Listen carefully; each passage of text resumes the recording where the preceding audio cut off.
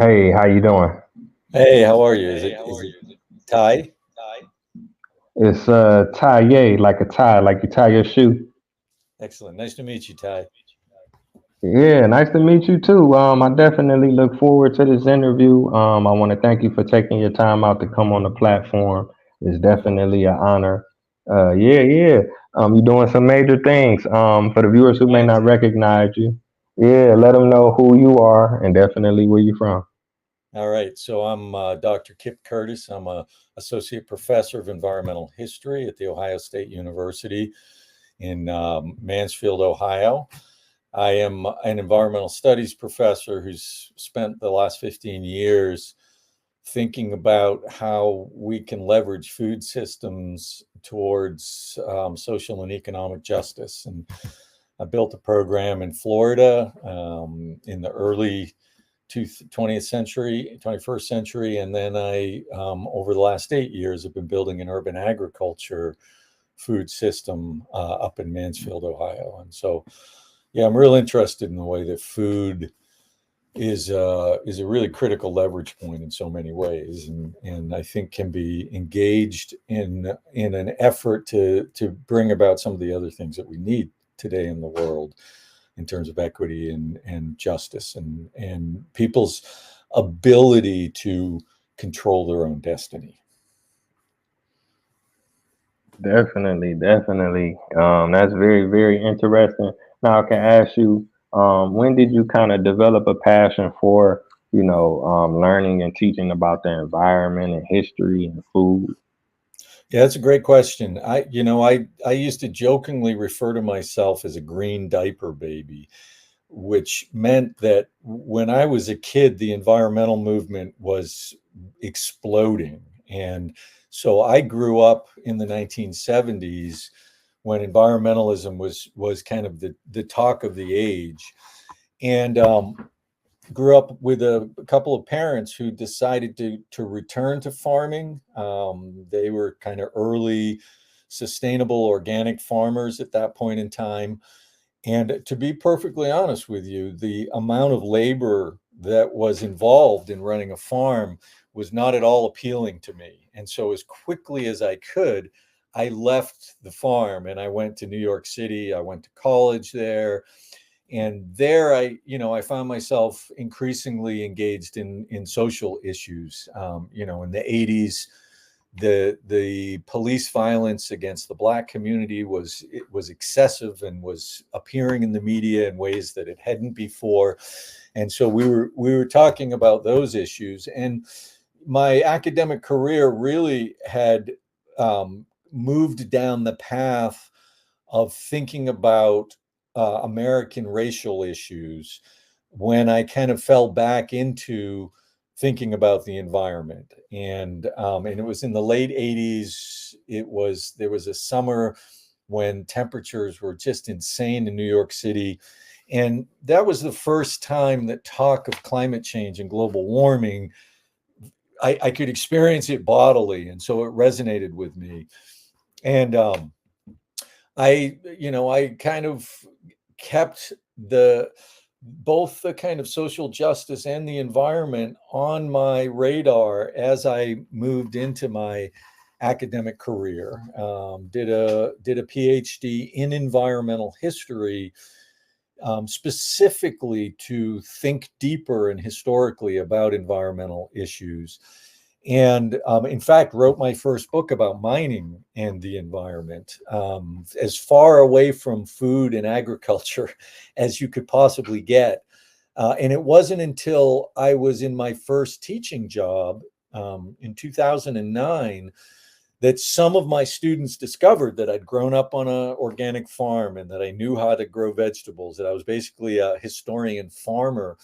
And they begged me to teach them how to grow food. And I didn't want to do it. I had remembered being a farmer. I knew that these students' idealism wasn't going to be met by the reality of growing food. And I tried to talk them out of it. And they convinced me that it was something they really wanted to do. And so I suddenly said, well, what if we put this kind of environmental interest and some justice issues together. And I went to a local elementary school that was, I knew it's in the United States, it's called Title I. That means that better than 80% of your students are coming from low income households. And it means that the school itself has got a collection of kind of social challenges that almost interfere with their ability to educate. And this is one of the bad um, outcomes of the last 25 years of public education in the United States. We've resegregated our schools according to race and according to poverty. It's a horrible situation. So I went to the principal and I said, I've got a group of undergraduates who are really excited about building a garden, and they would be happy to build a garden in your school and serve as mentors for your students. And the principal loved the idea. And for 5 years, I kind of built this up into food gardens in all of the challenged schools in this part of St. Petersburg, Florida. I created a nonprofit called the Edible Peace Patch Project, and it still operates to this day. So we've got schoolyard gardens in the most challenged schools in South St. Petersburg, introducing students to a whole gamut of good food, but also the environment. They get to get outside, they get to be active. And that was, I got dragged into food again, kicking and screaming. I didn't want to go, I didn't want to do it. But when that snowballed into this remarkable community effort, we would have harvest festivals, and 200 to 300 parents would show up at the school because their kids came home talking about this garden. Like, we had created something magic. And as a scholar, I was like, I need to pay attention to the power of using food to think about justice. And that whole process also got me thinking about the scale of local food production. I started paying attention to the urban agriculture movement and all of these promises that it was making. Urban agriculture is going to deliver food to food deserts, and it's going to create jobs for people, and it's going to teach kids about nature, and I felt like it reminded me of my parents back in the 1970s, who were running ahead with this idealism and who then spent 10 years trying to figure out how to actually get their feet underneath them. And I started thinking about the problem of urban agriculture from the perspective of agriculture. And that's what I've brought up here to Mansfield, is if we're going to develop an urban agriculture that delivers the various outcomes that we desire, and so food, income, education, experience, we need to build it on top of agriculture. We can't build it on top of gardens.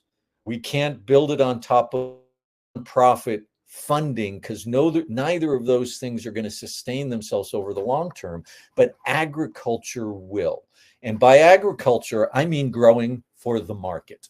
I mean, if we're going to encourage someone to become an urban farmer, we need to prepare them to succeed. And right now in the United States, we're not focusing on training the farmer, except here in this Mansfield project. And that's why I'm so excited about it, because we took a farmer first approach, and we now have a very successful farmer cooperative and 15 farmers who are growing for the market year after year after year. Wow, wow, that's amazing. I appreciate you sharing that. You had touched on quite a few things, but I wanted to ask you about that. What Yeah. exactly is a co-op, and how can people benefit in the community from a farmer co-op and a food co-op? Yeah. That's a great question. So a cooperative in our setting, and I think they can be created in any setting, is an aggregation of businesses that work together to be able to work for the market. So one of the other challenges for urban farmers is the scale problem. They can't grow enough, and they can't grow it in the times when it's needed. If you have one farmer trying to do that, they're at all sorts of disadvantages. If you have 10 farmers, your aggregate together is now sufficient to be able to serve the market demands and to be able to be a market player. So the cooperative, the way it works in our situation is every single farm business is also an owner member of the cooperative, and the cooperative is called the Richland Grow Op. And the Richland Grow Op is a business that has a marketer and an aggregator, kind of salesperson, and they pay those two people to make sure all of their crops are sold every single year. And the way they pay those people is the cooperative, their business, takes 25% of all the sales for their operating cost, and 75% goes back to the farmer. So the farmer is taking a little bit of a hit on the price, but what they're getting in terms of market access, in terms of crop plans and growing the right crops, in terms of getting a better price for their crop than they might get at a wholesaler or elsewhere, are more than make up for the membership costs. So working together allows small scale producers, and this model, it works great for farming. We've been doing it in agriculture in the United States for 100 years, but none of the small farmers have ever figured it out, and then we're trying to push this model in there. But it's not just agriculture. So produce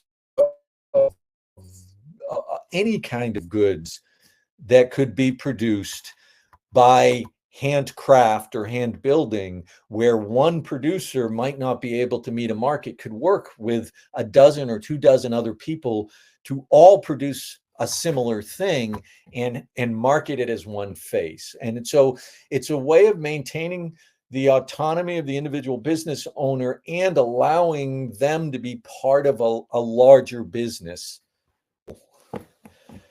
So that's what the cooperative is, and it works particularly well in agriculture because agriculture itself, growing, is a really complicated, risk-heavy endeavor, and the market is both low margin and absolutely ruthless. If you're dealing in fresh produce, your produce has got to be picture perfect, and that's the market. That's a million eyes making choices of fresh produce. And we know ourselves, when we pick out produce, we don't get the ugly one, we get the nice, right? So farmers have to be able to themselves produce that top quality crop, and they need someone else who's out there finding the buyers who are going to pay the premium for that. Okay. That makes a lot of sense. Now I can ask you, in terms of, I guess, education or training, or how do you get people to get to that level? Do they have to go to college, or? Well, that's also a great question. We have developed, we've run our training twice, and in the process of that, have a pretty good notion of what it takes to take someone who may have only ever done gardening and turn them into a commercial farmer. It's a 3-year process. It's not, so it's almost as long as college. What we do is we spend the first year doing kind of two types of training. One is the experiential commercial growing. So we put them in charge of crops, their own crops, and we teach them all of the techniques to get the best yield out of those crops. And it's real time, and it's all being measured. So they're getting a real feel of, and they're making the kinds of mistakes that they couldn't afford to make if they were, starting out on their own. By the end of that first year, they've grown almost every single crop that's sold in the cooperative and learned the cultivation techniques for it. In the second year, they become responsible for half a microfarm with all sorts of support around them so that they can then really pretend that they're microfarming, but still not quite be up to scale and run into all of those problems that they're going to run into. Along the back through all of it, we teach them how to build a small farm business. We help them develop a financial plan based on real numbers. So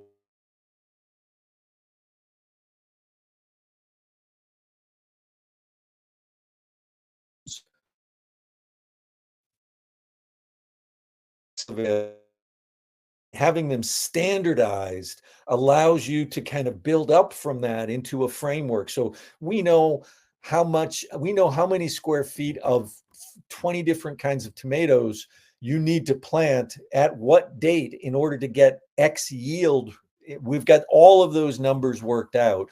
So the farmer can take all of these real crops and run scenarios and think about what they can grow and when they can grow it.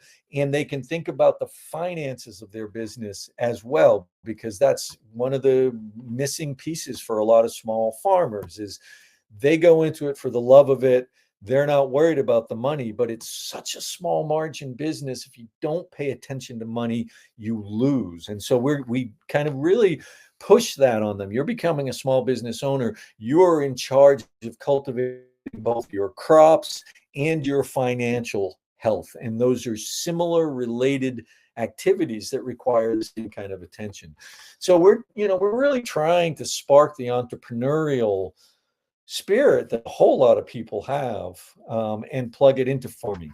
We've done the training twice. We did it in Mansfield, and we've got a second project in Marion, which is a similar city. And I'm in conversation with half a dozen communities, talking to them about raising the funding to try to do this again. I'm not part of the School of Agriculture. I teach classes in history.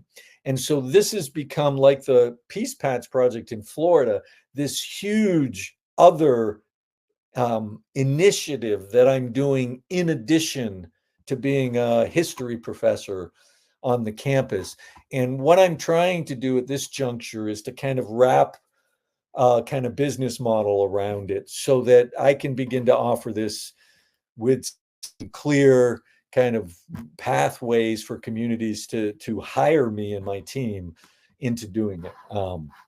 So it's the curriculum exists. We've put it out for the public. Anyone can follow it. It's it's on a website that gave me a grant to do it.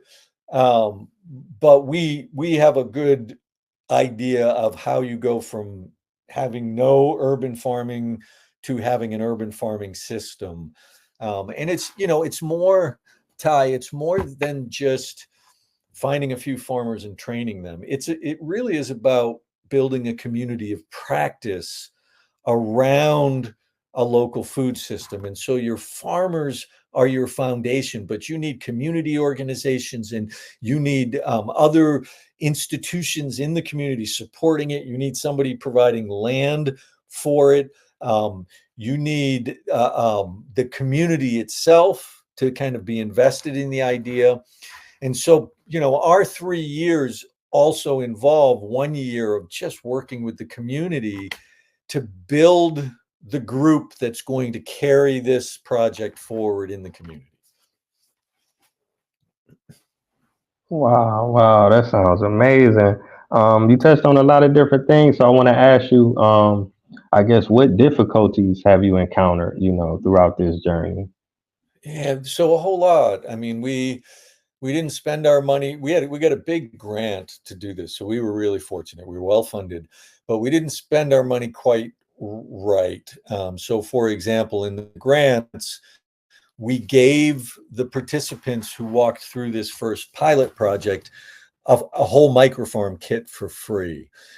And we wish we hadn't. We wish we'd instead um, either leased it to them or basically said, look, we're going to finance it and we want you to pay us back as you're successful, because what we're missing right now in the field is a revolving loan fund to help the new trainees move into their own microfarm.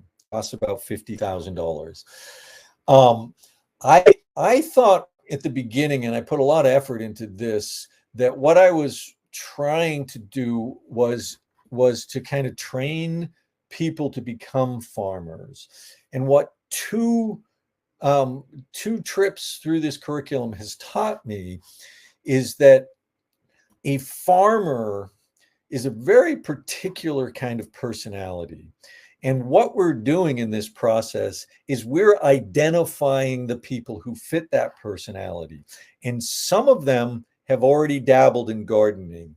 Some of them don't even know it exists as an opportunity.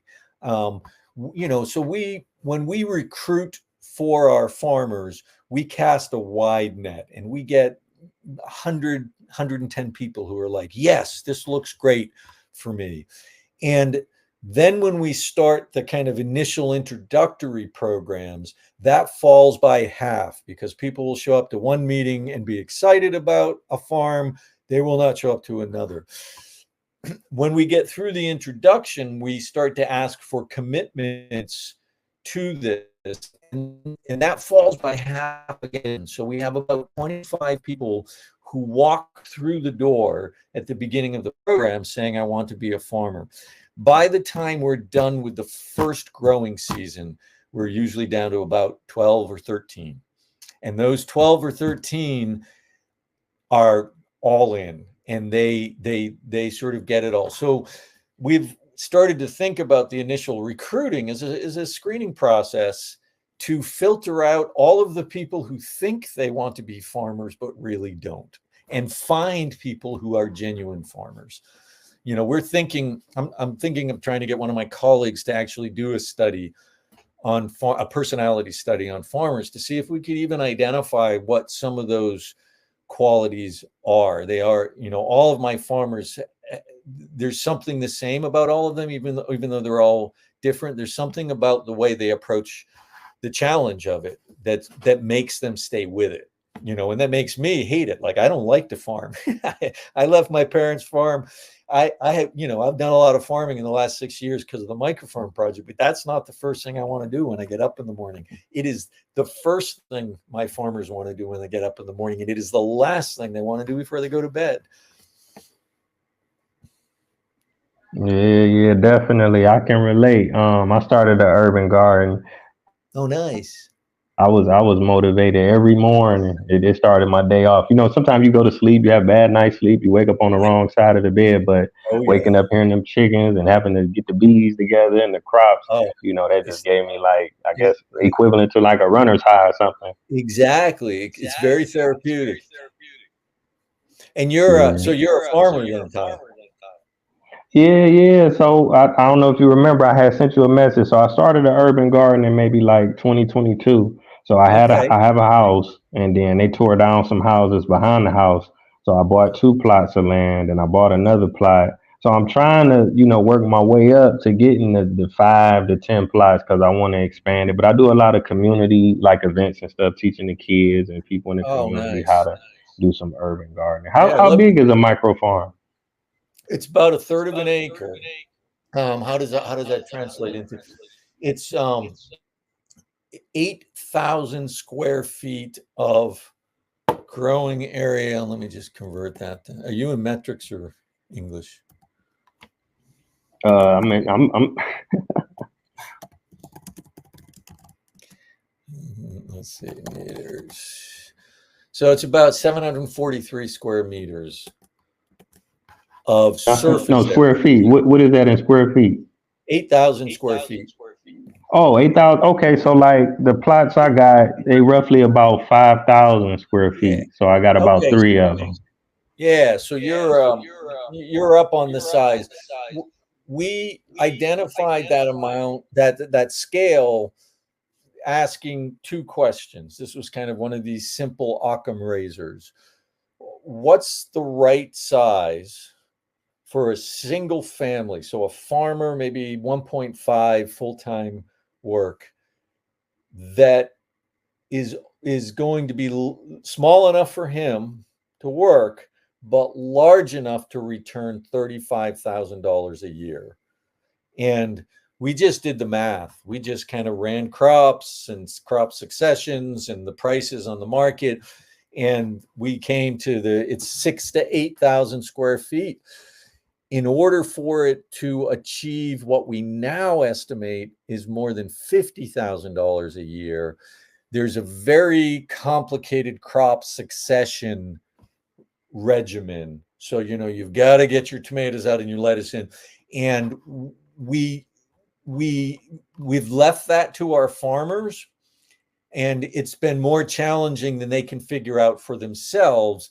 So we're developing some software to be able to kind of take their crop plan and lay out the succession so they know the exact date they need to be changing things. And that's often the challenge for them, is they have a commitment to tomatoes and they forgot that they also were going to stick their lettuce in where the tomatoes are, and so they suddenly have one crop in the way of another.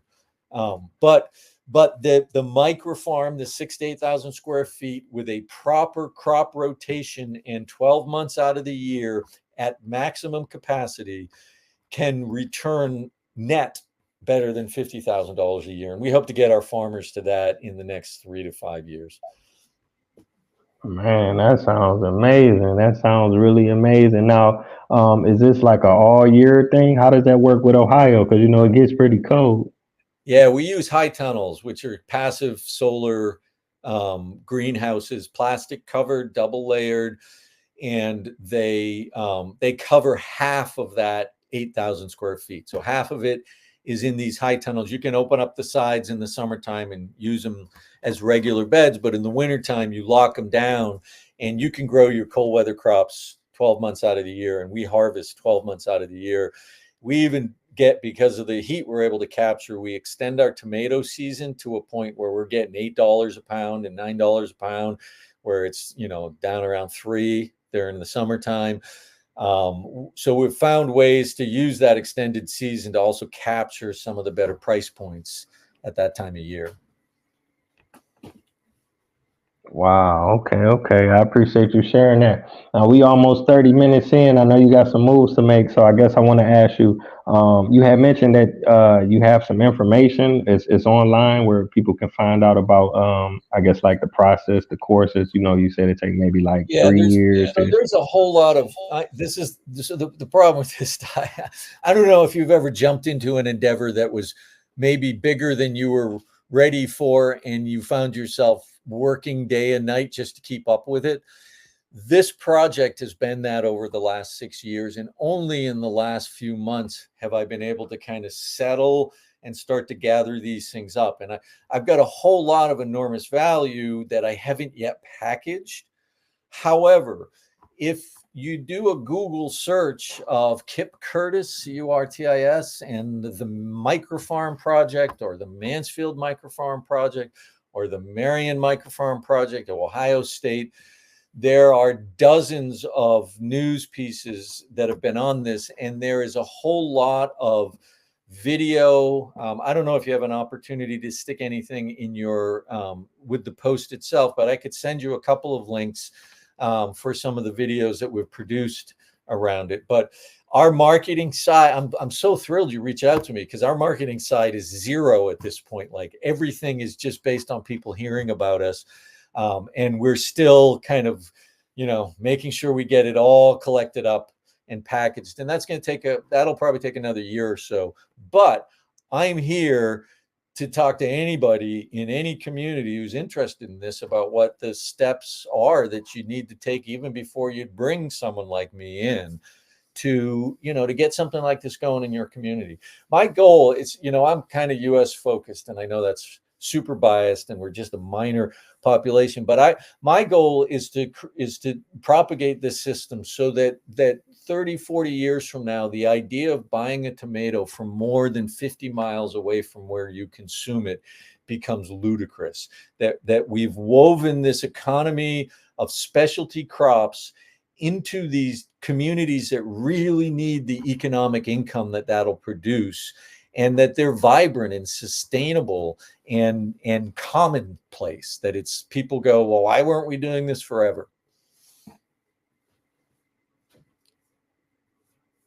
mean, I'm thinking the same thing to myself. Like I should have been doing this, and I try to get people on board. But like you say, the first meeting might be 100 people, the next meeting 50 people, the next Yeah, meeting you know what I'm 25 people. saying? Yeah, You got to so find your farmers, though. Find your farmers. You know, inviting people in, it sounds like you do, inviting people in to, get an opportunity to do a little of the farm stuff with you, have an open farm day, and then look around for the people whose eyes start to get real big. And because it is a tricky thing. There are some people who think they want to be farmers, but they just want to think they want to be farmers, and they're not any help for those of us who want to farm. But there are people who really, this will just like it bit you, Ty. There are people there in your community, and you should keep your eye out for them. If somebody walks by and look, or you see somebody, they're driving by and they just seem real curious, come on in. Like, find your comrades in arms. I'm sure they're there. And do you try to sell anything? yeah, on a small scale, I have been selling some stuff. I'm currently in Ghana right now. I don't know if I told you that, but when Yeah, I was yeah, in the no, I knew States, I that. was selling the honey and Nice. different crops, the strawberries and stuff. I really can't wait to get back so I can get to that, man. The and so where's your farm? Okay, so it's an urban garden. It's in Cleveland, Ohio. It's in the inner city of Cleveland. So Oh, okay. So I want to come up and see you up there. Um, there's a lot of interest in energy and urban agriculture that's brewing in Cleveland right now, and the challenge with Cleveland, this is why I worked in Mansfield. The challenge in Cleveland is that it's a big city, and so a place like Mansfield, it's small enough to not have powerful interests fighting over the same space. Once you get into Cleveland or Columbus or Cincinnati, ooh, it is a Hobbesian all against all. Every time I step into Columbus, I'm like, there's 8 different people who are like fighting over this thing. I can't even. So it's a little more challenging. But what I've seen in the Cleveland is that there's a genuine desire to kind of to catalyze this further. And I would just love to see it happen because you got a lot of farmers there, but everybody's doing like you, Ty. Everybody's like got this incredible vision, and then they're running trying to do every single part of it all by themselves. And so step one is kind of figure out who else is doing this already, and even if they're doing, this is the hardest thing because when I was doing the Peace Patch project in Florida, I had a small nonprofit. I had my gardens, and I was fighting for every grant I could get, which meant that nobody else could do this in this space. I was very territorial. That's the tendency. You need to throw off the tendency, be territorial, and remind yourself and begin to lobby your cohort that we are stronger together. Together, we can do more than any one of us can do individually. And if you could get a critical mass of even a dozen people who are in the same situation you are now on the road to beginning to get something like this catalyzed and beginning to get the attention of some folks in Cleveland who would be willing to put some funding behind it as well. yeah, yeah, definitely. I really appreciate you sharing that. That's very encouraging. You need to hear that sometime from somebody that's actually in the field and have done it, and you went through the ups and downs. So the Yep. time is not a issue for me. I can Oh, see beautiful. myself doing it to the end. So Awesome. I'm You I definitely gotta looking connect forward. you. I gotta connect you to Walt Bonham too. Walt's my guy on the ground. He's been killing it. So he came into this project having moved back to Mansfield and starting up a catering business and thinking about growing food so he could grow the fresh food and he had like this huge vision. And then he walked into the microfarm meeting and he's made this whole thing happen. Like, the guy runs his own farm. He still has a catering business. He manages the cooperative marketing side of things. He's put the 5-year business plan together. This guy is his own. He built the farm back on the prison. He's got like 2 acres, and he's got inmates now getting to go outside and working the vegetables again, and he's getting them on pathways to work release. And he's part of this team, and he gets the day to day of it even better than I do. But I might recommend that if you've got the time. When are you back? I'm not sure yet. I haven't booked my flight, but I would Oh, definitely like to connect with them. I mean, as soon as possible, but I yeah, yeah, would yeah. really Well, like to. so I mean, when you get back in town, let's just make it happen. Either me and Walt can come up to Cleveland, or you can come to Mansfield. I think it'd blow your mind if you came down to Mansfield and you see what we got going on down there, and really maybe inspire you to think about how you start digging in there and making this happen in Cleveland. Yeah, that's a great idea, man. I really appreciate the invite. I'm gonna take you up on it, You man. So I better. will be coming to Mansfield for sure. Right on. All right, Well, all right. So yeah, go what a ahead. pleasure to meet you. So it's so funny that I meet you in Ghana, even though you're just 2 hours up the road. Right, right. Definitely. I had to reach out to you. So yeah, I just want to thank you for your time because you are a busy, busy man. You making moves. Like you say, you just got a chance to even sit back for a second. So I really appreciate you and the viewers appreciate you as well. Right on. You'll send me a link when this out. Yeah, yeah, I'll edit it and I'll send it to you. So maybe in the next week or so. Beautiful. Ty, I really appreciate your time. Great to meet you. And just as soon as you're in town, ping, we'll get together. All right, likewise. Take care. All right, bye.